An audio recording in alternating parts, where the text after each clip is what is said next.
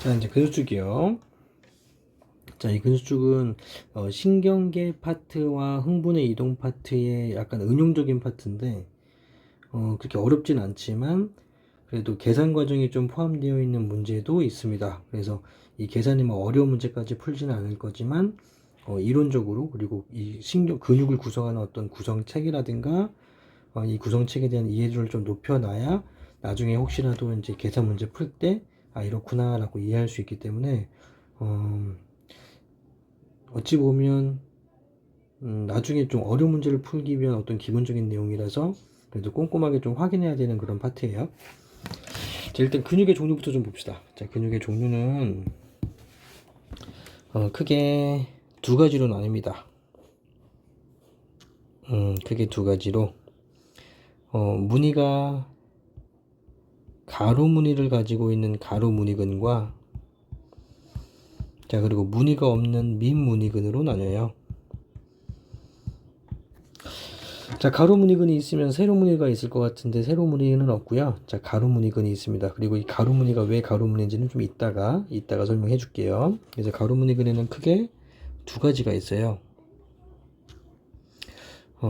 골격에 뼈와 연결되어 있는 골격근과, 자, 그리고 심장을 구성하는 심장근이 가로 무늬근입니다. 자, 근데 좀 차이점이 있는데,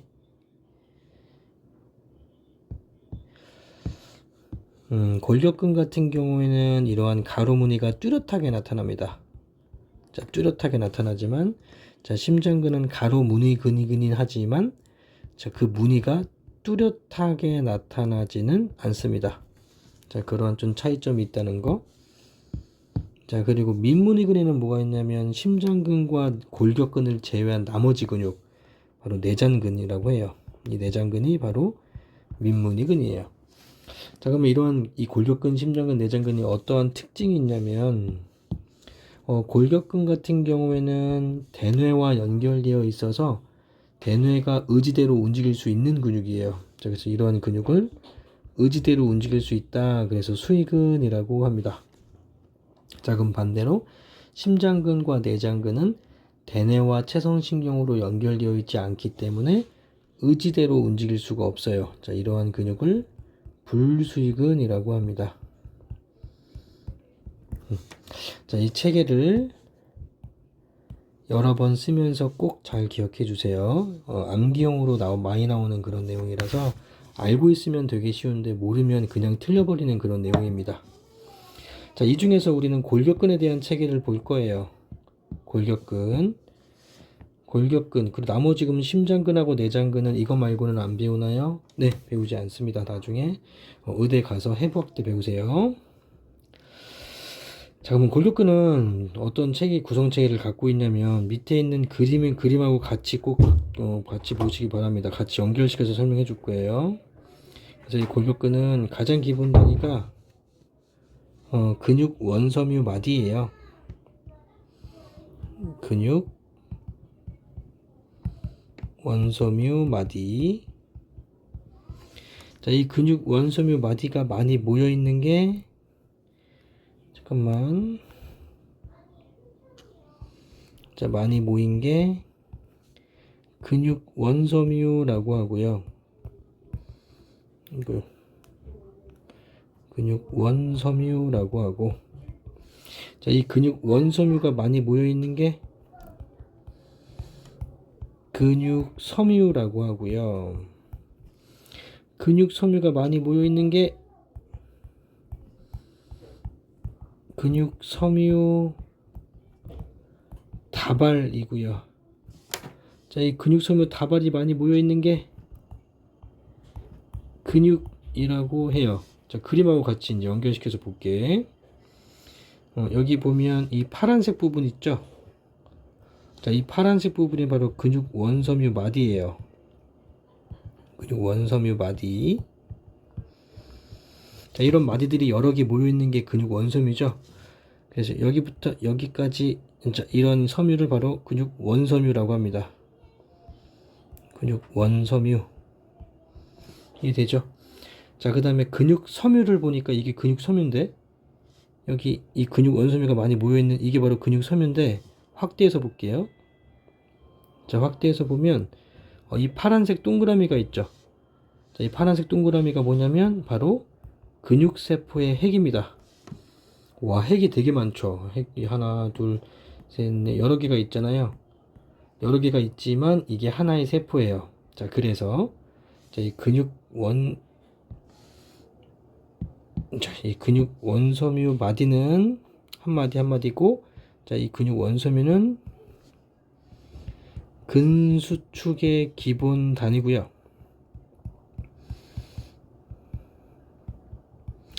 자, 근수축의 기본 단위 하니까 왠지 세포가 떠오르는데 절대 세포는 아닙니다. 위에다가 세포가 아니다. 그럼 세포가 아니면 뭐냐고? 세포를 구성하는 단백질 복합체예요. 단백질 복합체. 왜냐면 자, 이 근육 원섬유 마디가 두 가지의 두께가 다른 두 가지의 단백질로 이루어져 있거든요. 자, 그게 마이오신 단백질과 액틴 단백질로 이루어져 있는데, 자, 섬유 구조이기 때문에 필라멘트라고 불러요. 길다란 어떤 구조라서, 자, 액틴 단백질로 이루어져 있는 길다란 구조, 액틴 필라멘트 또는 마이오신 필라멘트라고도 해도 돼요. 근데 너무 글자가 기니까 아마 필라멘트는 좀 빼는 것 같고, 그래서 마이오신이라고 읽어주면 되고요. 자, 이 차이점이 뭐냐면 이 둘 다 단백질인데, 이 마이오신은 두께가 상대적으로 액틴 필라멘트보다는 두껍습니다. 얘는 가늘어요. 자, 그래서 빛에 대한 투과성이, 당연히 두꺼운 마이오신은 투과성이 낮겠죠. 자, 액틴 필라멘트는 빛에 대한 투과성이 높아요. 잘 투과돼요. 그래서 투과가 잘 되는 액틴 필라멘트는 밝게 보이고요. 자, 그리고 마이오신은 빛이 투과성이 낮으니까 어둡게 관찰됩니다. 자, 그러면 이러한 마이오신과 액틴 필라멘트가 마이오신, 액틴 필라멘트, 마이오신, 액틴 필라멘트, 이런 마디가 연속적으로 있기 때문에 어둡고 밝고가 반복적으로 나타나겠죠. 그래서 이 어둡고 밝고에 대한 이 무늬가 변하는 그 방향이 바로 가로 방향으로 변하죠. 어둡고 밝고가 가로 방향으로 변하잖아요. 그래서 가로 무늬근이라고 한다. 자, 그래서 이 근육 원섬유는 근수축의 기본 단위이긴 하지만 세포가 아니고 단백질 복합체, 세포를 구성하고 있는 단백질 복합체다, 이렇게 아시면 되고, 자, 이거랑 비교해서 근육 섬유는 아까 그림에서 핵이 여러 개 들어있는 거 봤죠. 그래서 이 근육 섬유가 바로 세포인데 핵이 여러 개 있는 세포예요. 그래서 다핵성의 거대한 세포다. 그래서 거대 단세포다, 이렇게 알고 있으면 됩니다. 자, 여기다가 별표 쳐주세요. 암기용으로 많이 물어봅니다. 많이 실수도 많이 하는 부분이고, 자, 근육 섬유가 세포지 근육 원섬유가 세포가 아니다. 알겠죠? 그리고 근육 섬유는 세포긴 하지만 한 개인 세포가 있는 게 아니라 여러 개의 핵이 있는 다핵성의 거대한 단세포다, 이렇게 기억해 주시면 되고, 자, 그러면 이러한 근육 섬유가 많이 모여 있는 게 바로 근육 섬유 다발인데, 이게 근육 섬유 다발인데, 그러면 세포들이 많이 모였으니까 당연히 근육 섬유 다발은, 자, 여기 근육 섬유까지는, 섬유부터는 바로 세포에 해당되고요. 구성 단계에서 세포에 해당되는 어떤 구성 단계고, 자, 근육 섬유 다발은, 자, 이러한 세포들이 모였으니까 바로 조직이라고 하고요. 근육 조직이죠. 근육 조직. 자, 그러면 이러한 근육 섬유 다발이 모여있는 얘는 근육이라고 했는데, 그럼 이 근육은 조직이 아니라 기관이라고 불러요. 기관에 해당됩니다. 자, 기관에 해당되는 이유는 이런 근육은 여러 개의 다른 기관들, 조직들로 이루어져 있어서 그래요. 자, 왜냐면 첫 번째, 근육 섬유 다발은 근육 조직이죠. 이제 근육 조직이 당연히 들어있겠죠. 근육 조직 들어있고요. 자, 그리고 명령을 주는 신경 조직도 안에 들어있고요. 그래서 신경 조직이 들어있기 때문에 근육을 이렇게 바늘로 찔러거나 그러면 아프죠. 그 이유가 바로 신경 조직이 들어있기 때문이고, 그리고 겉을 둘러싸고 있는 상피 조직도 둘러싸고 있고요. 상피 조직. 자, 그리고 그 안쪽에 여러 가지 혈관도 있기 때문에 결합 조직이라고 여러 가지 조직과 조직을 연결시켜주는 결합 조직도 포함되어 있습니다.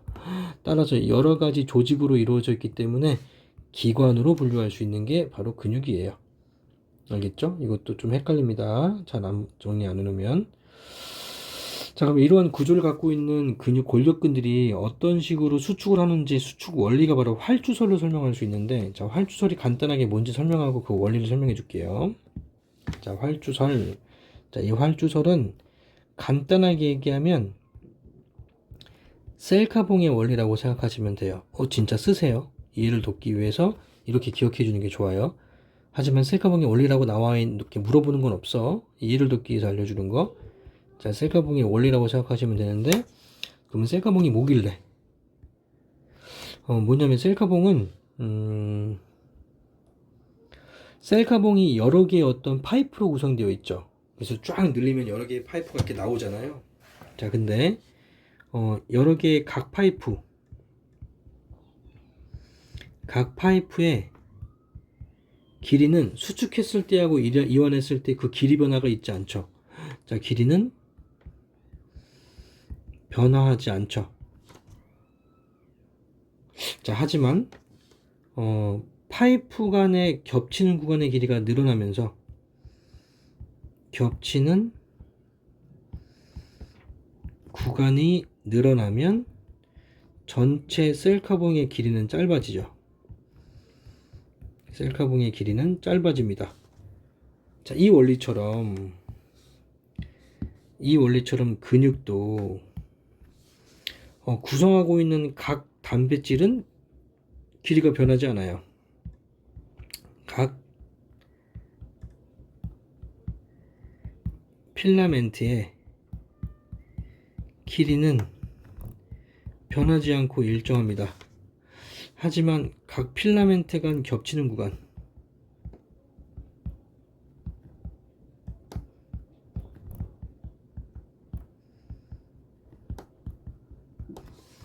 자, 겹치는 구간이 증가되면서 많이 겹치면 겹칠수록 자, 근육은 짧아지면서 근육의 수축이 일어난다는 거.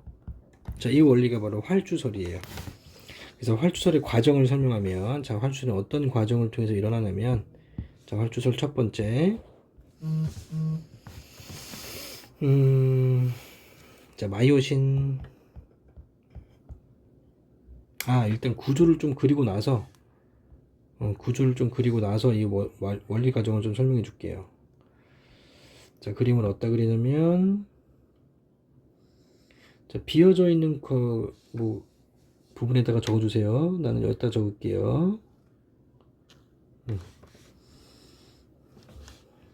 자, 이 근육 그리는 것도 수행평가로 하기도 하거든요.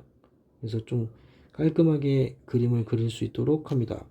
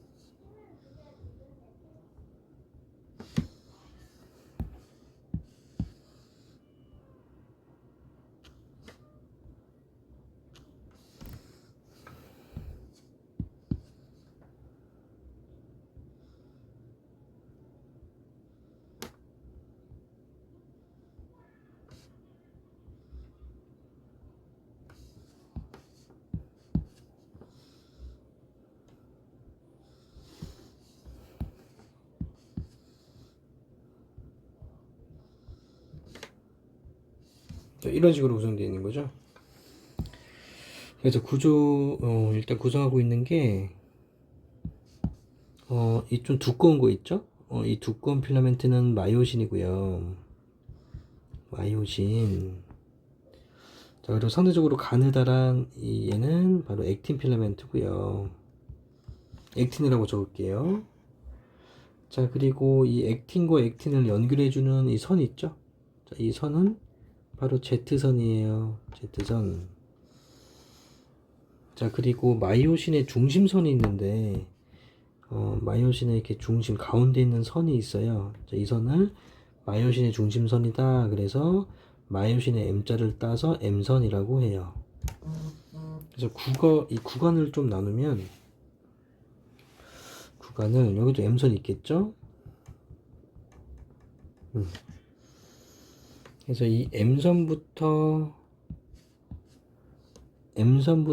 다음 M선까지, 자, 또는 Z선에서 다음 Z선까지, 자, 이러한 구간을 근육 원섬유 마디라고 해요. 근육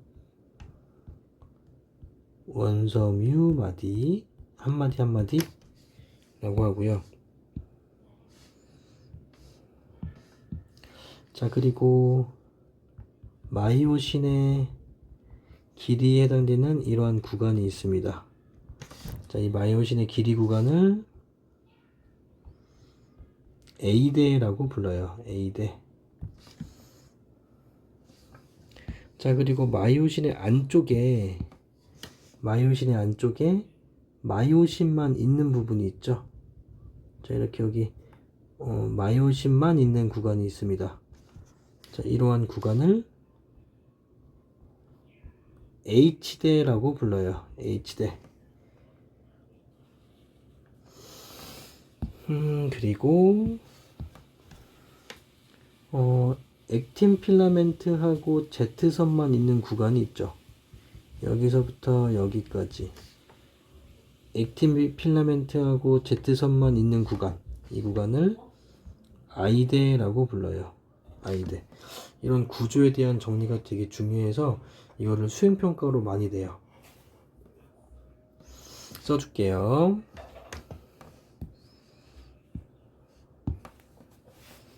자, 일단 근육 원섬유 마디.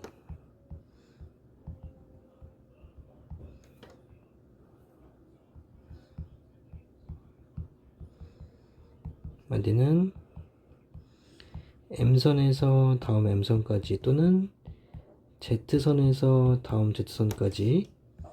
두 번째, 자, A대는 마이오신의 길이 구간. 세 번째, H대는 A대에서 마이오신만 존재하는 구간.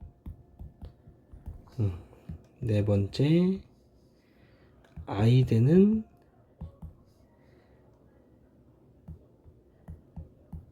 액틴과 Z선으로 이루어진 구간. 근데 이 Z선을 생략하기도 합니다. Z선이 차지하고 있는 면적이 좁다 보니까 그냥 액틴 필라멘트로 이루어져 있는 구간 이렇게 얘기하기도 해요. 다섯 번째, 자, Z선은 액틴 필라멘트와 액틴 필라멘트의 연결선이죠. 연결선. 자, 그리고 M선은 마이오신과 마이오신의 연결선이 아니라, 자, 하나의 마이오신의 중심선인 거죠. 자, 마이오신의 중심선. 자, 이렇게. 자, 구간을 좀 알았는데, 이게 활주설 과정에서 좀 관련되어 있는 내용이 뭐가 있냐면, 이걸 좀 진하게 그릴게요. 잘 안 보여서. 진하게. 자, 마이오신의 표면에는 이렇게 액틴 필라멘트하고 결합하기 위해서 이렇게 돌기 같은 게 이렇게 나 있어요. 자, 이런 돌기들을 뭐라고 하냐면 마이오신의 머리라고 불러요. 영어로는 마이오신 헤드라고 합니다. 그냥 직역한 거죠. 마이오신의 머리라고 합니다. 그래서 자, 이 마이오신 머리가 액틴 필라멘트와 결합을 하면서 활주설이 시작해요. 그래서 활주설 과정의 과정, 활주설의 과정.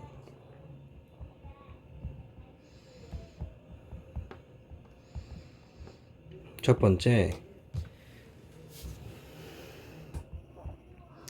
마이오신 아니다.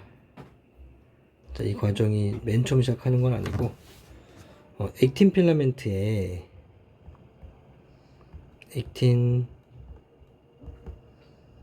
필라멘트와 칼슘 이온이 결합을 해요. 자, 이거부터 시작합니다. 자, 그럼 액틴 필라멘트하고 칼슘이 결합을 하게 되면 액틴 필라멘트가 변성이 일어나요. 액틴의 변성, 이걸 변성이라고 표현하긴 했지만, 자, 실제로는 마이오신 머리와 결합하기 위한 형태로 바뀌는 거예요. 자, 다시 한번 얘기할게. 잘 들으세요. 그러니까 액틴 필라멘트하고 칼슘이 결합하기 전에 이 액틴 필라멘트는 마이오신 머리하고 결합할 수 없는 형태였다가, 자, 근데 액틴 필라멘트에 칼슘 이온이 결합을 하면 액틴 필라멘트가 옆으로 틀어지면서 마이오신 머리와 결합할 수 있는 형태로 바뀌는 거예요. 자, 이렇게 마이오신 머리와 결합할 수 있는 형태로 바뀌는 걸 액틴의 변성이라고 합니다. 자, 그래서 변성이 되면 액틴 필라멘트와 마이오신 머리가 결합할 수 있게 돼요. 마이오신 머리와 결합한다. 됐죠? 자, 그러니까 이 칼슘 이온이 굉장히 중요한 거죠. 자, 이 칼슘이 없으면, 칼슘은 뼈만 구성하는 게 아니라 근육의 수축에도 관여하는 물질이에요. 그래서 칼슘이 없으면 우리는 근 수축을 할 수가 없습니다. 그래서 칼슘의 어떤 섭취가 부족하면 우리는 그래도 근육을 움직여야죠.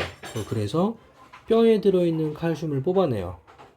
그래서 뼈가 점점 약해질 수밖에 없는 거죠. 왜냐면 뼈는 약해져도 살 수 있지만 근육이 못 움직이면 우리는 죽잖아요. 근육이 못 움직이면 다리를 계단 올라가다가 갑자기 근수축이 안 돼 버리면 이렇게 넘어진다든가 낭떠러지에 떨어질 수도 있고 여러 가지 어떤 위험한 상황이 될 수 있기 때문에 근수축은 항상 일어나야죠. 그래서 칼슘이 부족하게 되면 우리는 뼈에 있는 칼슘을 뽑아서 칼슘 이온으로 바꿔서 근수축에 이용합니다.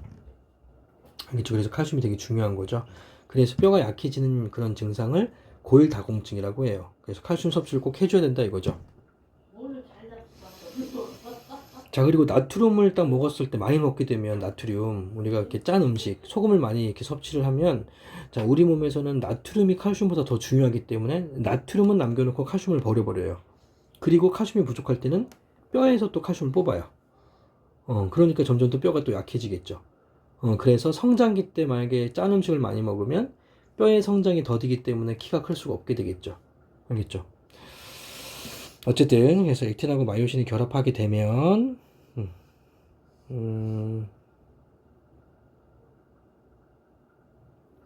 결합하게 되면 자리가 없어가지고 원래 뒷정이 좀 있으면 좋은데 내가 뒷정을 안 만들어놔서 자, 이거를 어디다 쓰면 좋을까? 나는 맨 위에다 적을게요. 여기 3번으로 연결되는 부분 있죠? 자, 이 부분을 맨 위에다 적을게요. 쭉 올라가서 여기 또 적을게요. 자, 3번. 세 번째. 그러면 마이오신 머리가, 자, 마이오신 머리가, 자, 액틴을 당깁니다. 자, 액틴을 당긴다. 자, 당길 때 어느 쪽으로 당기냐면 H대 쪽으로 당겨요. H대 쪽으로. H대 쪽으로 당기게 된다. 자, 이 당길 때 ATP가 소모돼요. ATP가 소모된다. 자, 그럼 구조를 좀 잠깐 볼게요. 여기서 이 마이오신 머리가 액틴과 결합하고 난 다음에 이쪽으로 당긴다는 얘기죠. 당겨서 액틴 필라멘트가 마이오신 쪽으로 점점 더 많이 겹치게 한다는 거죠. 안쪽으로 더 기어 들어오게 한다는 거죠. 자, 그래서 이 HT 쪽으로 이렇게 당기기 때문에 당기면 네 번째 액틴이 마이오신 쪽으로 미끄러지듯이 들어와요. 미끄러지면서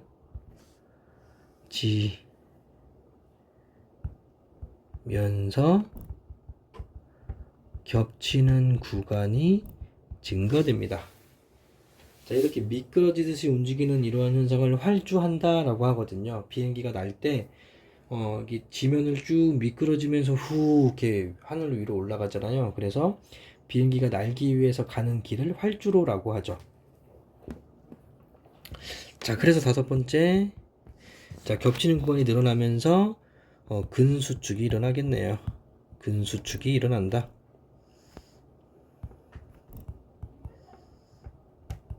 자, 이게 바로 활주설입니다.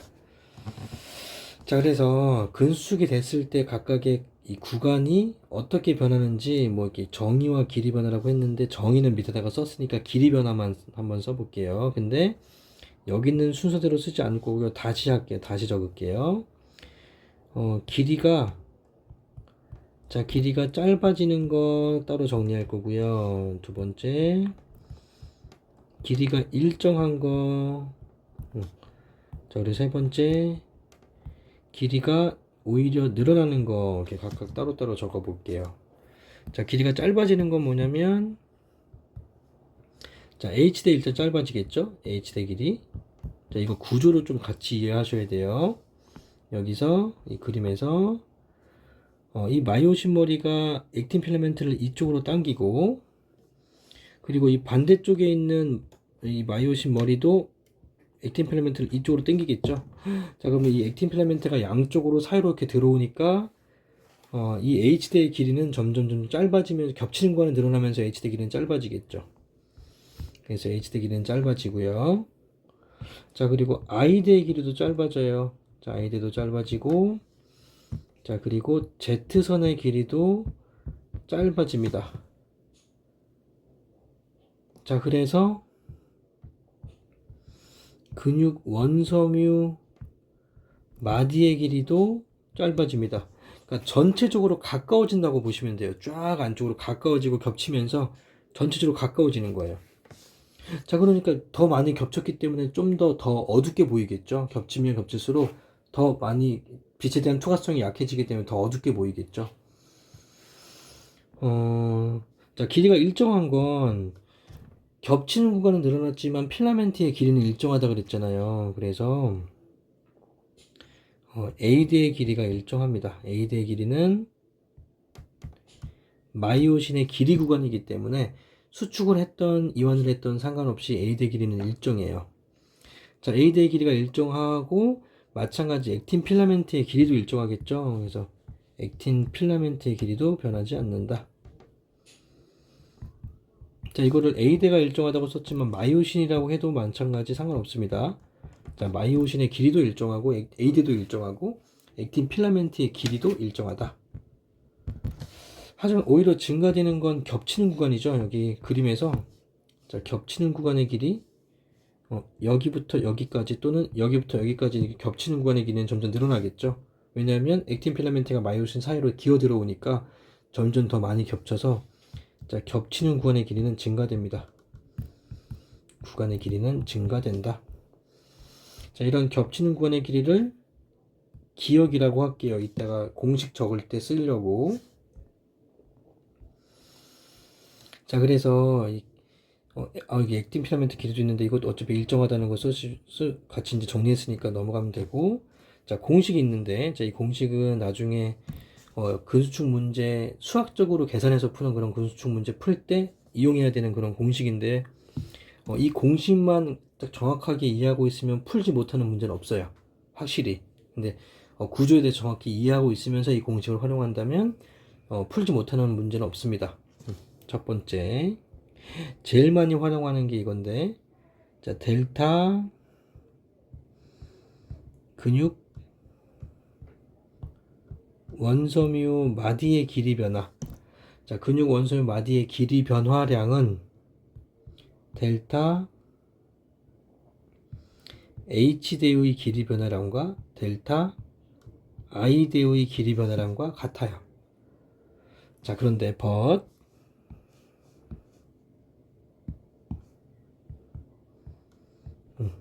델타 겹친 구간과는 반비례합니다. 구간은 길이 변화는 반대다. 자, 이게 뭔 말이냐면 만약에 근육 원소미 마디의 길이 변화가 8 마이크로미터가 짧아졌다 치자. 8 마이크로미터. 이거를 단위가 잘 안 보여서 다시 쓸게요. 마이크로미터가 짧아졌다. 그러면 당연히 길이 변화가 똑같은 H대도 8 마이크로미터가 감소하고 얘도 8 마이크로미터가 감소하겠죠. 자, 그럼 오히려 겹치는 구간의 길이는 8 마이크로미터가 증가된다고요. 알겠죠? 자, 근데 이 겹치는 구간이 잘 보세요. 자, 하나의 이 근육 원소의 마디를 여기서부터 여기까지 Z선에서 Z선까지를 본다면 겹치는 구간이 여기도 있고 여기도 있죠. 두 군데가 있죠. 자, 이 두 군데를 합친 게 반비례하는 거죠. 자, 근데 이 두 군데 중에 한 군데를 기억이라고 했을 때, 자, 이 기억의 길이는 그럼 어떻게 되냐면,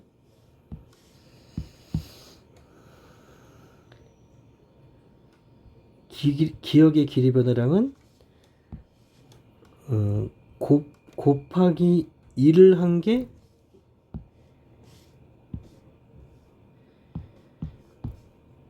8만큼 증가되는 거잖아요. 자, 그러니까 기억 자체 한 개의 길이 변화량은 그러면 4만큼만 증가되겠죠.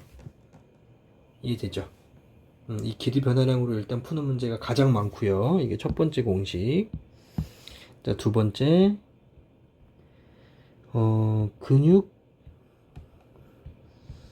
원섬유 마디의 길이는 A대에다가 무엇을 더하면 될 건지 한번 구조로 한번 보세요. 여기 보면 자, 보라색이에요. 자, 여기서부터 여기까지가 근육 원소의 마디인데, 자, A대가 여기부터 여기까지가 A대잖아요. 자, A대에다가 뭐를 더하면 돼요? 여기하고 여기를 더하면 근육 원소의 마디죠.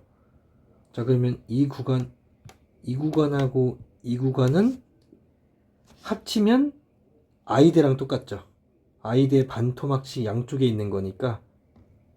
그래서 A대에다가 I대를 더한 값이랑 같구나. 되게 중요합니다. 이것도 반전식 세울 때 이용하는 식 중에 하나고요. 자, 세 번째. 자, A대는 H대에다가 뭐를 더하면 될 건지 한번 볼까요? 자, A대는 이 분홍색 부분이 바로 A대인데, 자, 이 A대 길이는 H대에다가 뭘 더하면 돼? 양쪽에 겹치는 구간 두 개. 자, 기억 두 개죠. 겹치는 구간의 길이를 더하면 되겠네요. 자, 겹치는 구간의 길이를 더하면 된다. 겹치는 구간. 자, 이거를 다시 쓰면 이 겹치는 구간은 기억 곱하기 2죠. 알겠죠? 이게 바꿔서 해석할 수도 있겠죠. 자, 네 번째. 자, 액틴 필라멘트의 길이. 다시, 자, 액틴 필라멘트의 길이는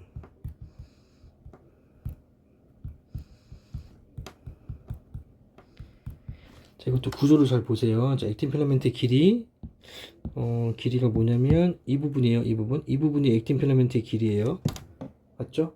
그러면 자, 겹친 구간, 여기가 겹친 구간의 반토막 맞죠? 원래 양쪽에 원래 근육 원소의 마디에 겹친 구간이 두 군데가 있으니까 그 중에 하나이기 때문에 2분의 겹친 구간이죠. 자, 2분의 겹친 구간에다가 이 부분인데 이 부분은 2분의 i죠. 여기는 2분의 겹친 구간, 다시 말하면 기억 하나, 이 부분은 2분의 i 되죠. 이거를 더하면 바로 액틴 필라멘트의 한 개의 길이가 나오죠. 그래서 2분의 겹친 구간, 자, 또는 기억 한 개 더하기 2분의 i대를 더하면 액틴 필라멘트의 길이가 나오는데, 이런 액틴 필라멘트의 길이는 수축 이완했을 때 길이 변화가 있다 없다? 없다, 항상 일정하다. 액틴 필라멘트의 길이니까. 필라멘트는 변하지 않으니까요. 자, 마찬가지 이 AD도 변화가 있다, 없다, 없다, 일정하다. 자, 그러니까 AD하고 액틴 필라멘트의 길이는 변화되지 않지만, 자, 1번에 나오는 것처럼 HD하고 ID하고 근육 원소멸 마디의 길이 변화가 생기고 겹치는 구간은 반대다. 자, 이 원리만 이용하시면 모든 산술적인 문제로 나오는 근축 문제 다 풀 수 있습니다. 알겠죠? 자, 그리고 근수축 시 에너지 공급원인데, 자, 마지막이에요. 일단 기본 전제부터 좀 깔아보자. 근수축이 활발히 일어나고 있을 때, 근수축이 활발히 진행되고 있을 때, 자, 근육세포 내 ATP의 총량이 어떻게 될까가 궁금했어요. 어떤 학자가.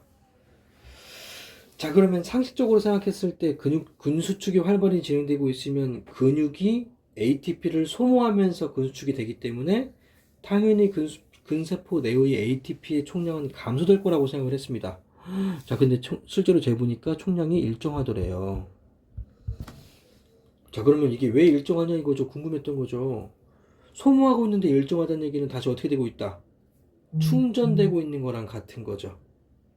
자, 다른 거랑 비교해 볼게. 예를 들면 내가 핸드폰을 충전기에다 꽂고 내가 뭐 음악을 듣고 있어요. 자, 그러면 음악을 들으면 당연히 배터리를 소모하고 있지만 계속 100%를 유지하고 있는 이유는 소모되는 만큼 다시 충전되고 있기 때문이죠. 자, 그 이유와 같습니다. 따라서 이게 일정하다는 걸 통해서 학자들은 총량이 일정하다는 걸 통해 ATP가 공급되고 있구나라는 거를 반증한다는 걸 알 수 있었던 거죠. 공급한다는 걸 알 수 있다. 자, 그럼 공급하는 체계가 어떻게 되냐면, 자, 이 ATP의 공급 체계가 자, 크게 세 가지의 체계로 나뉩니다. 첫 번째, 근육세포 내에 존재하는 물질이 이제 소모가 되면서 ATP가 공급되는 건데, 일단 산소를 이용하지 않는 무산소 체계와 무산소 체계.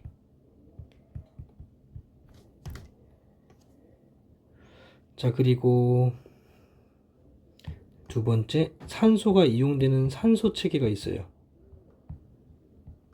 자, 이 무산소 체계가 이제 두 가지가 있는데 그 중에서 한 가지가 첫 번째 크레아틴이라고 하는 물질이 있어요. 자, 크레아틴에 자, 인산이 붙어 있는 물질이 있는데, 자, 크레아틴이 뭔지 몰라도 됩니다. 이 크레아틴이 뭔지 궁금해야 되는 그런 파트는 이 생명과학 1이 아니라 나중에 대학교 3학년 때 배우는 생화학이에요. 또는 대학교 2학년 때 배우는 그런 생화학 파트예요.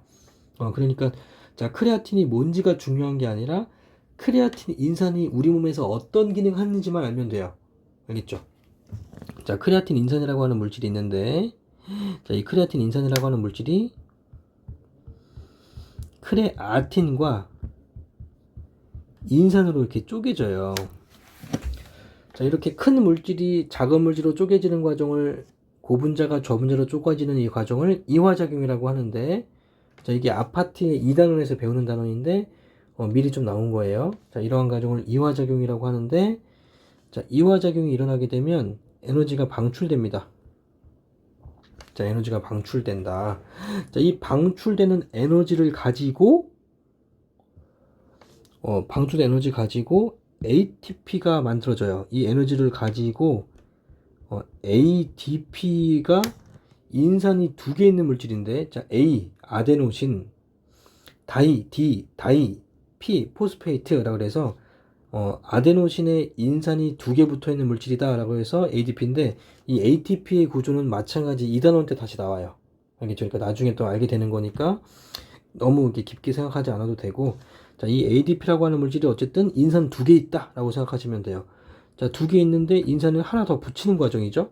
이 붙일 때 이 에너지를 이용해서 ATP를 만든다고요. 알겠죠? 자, 그래서 만들어진 이 ATP를 바로 근수축에 이용한다. 그 과정이 바로 무산소 체계 과정이다. 자, 이러한 과정은 근육이 움직이자마자 우리 근육세포 내에서 일어나요. 그래서 8초 미만이 걸려서 일어납니다. 하지만 생성되는 ATP량은 굉장히 적겠죠. 하지만 되게 빨리 일어납니다. 그래서 우리가 급작스럽게 바로바로 움직이는 이러한 반응들은 바로 크레아틴 인산이 크레아틴으로 쪼개지면서 나오는 에너지를 가지고 바로 ATP를 공급하게 된다. 근데 산소는 지금 없죠. 산소가 없이 이용되는 체계죠. 자, 그리고 두 번째는 일단 이 큰 두 번째다 같이 일단 적을게요. 순서가 두 번째는 바로 산소호흡 체계예요. 산소호흡 체계.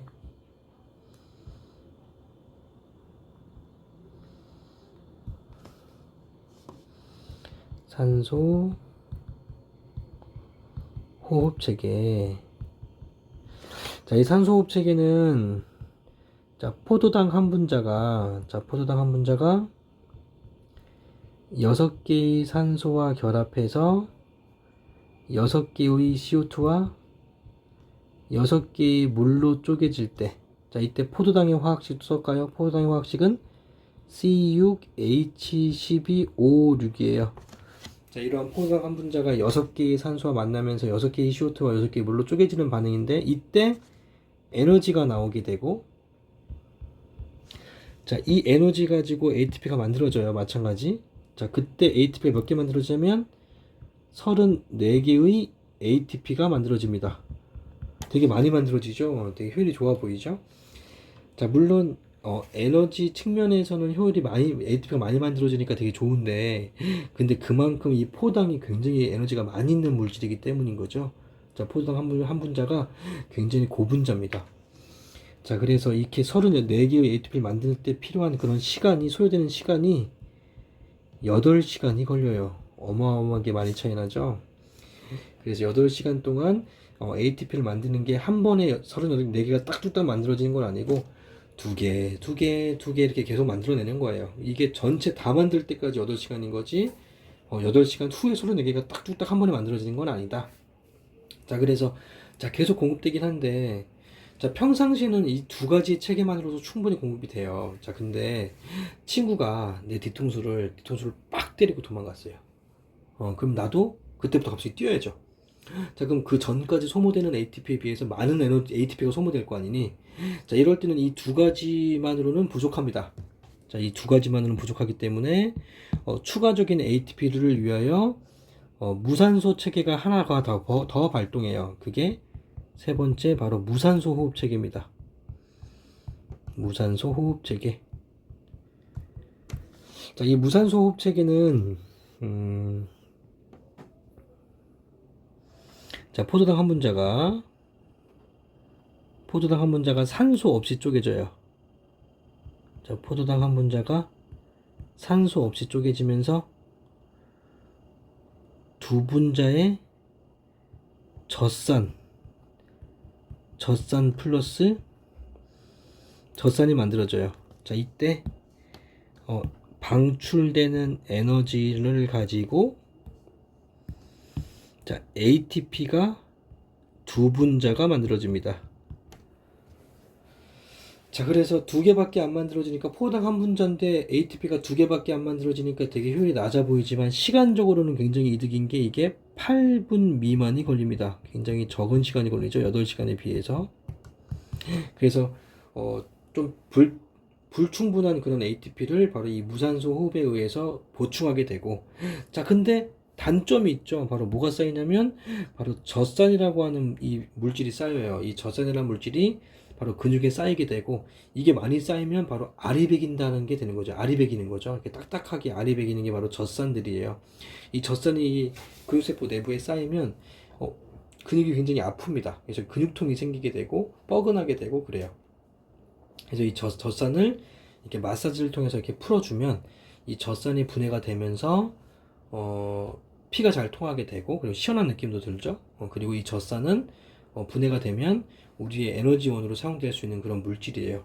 그래서 중간에 있는 물질이다. 그래서 이런 물질들을 바로 중간 산물이라고 부릅니다. 나중에 2단원에서 마찬가지 2단원에서도 다시 한번 나와요. 자, 이런 세 가지 체계에 의해서 우리는 ATP가 공급되게 되고 근수축이 일어날 수 있다.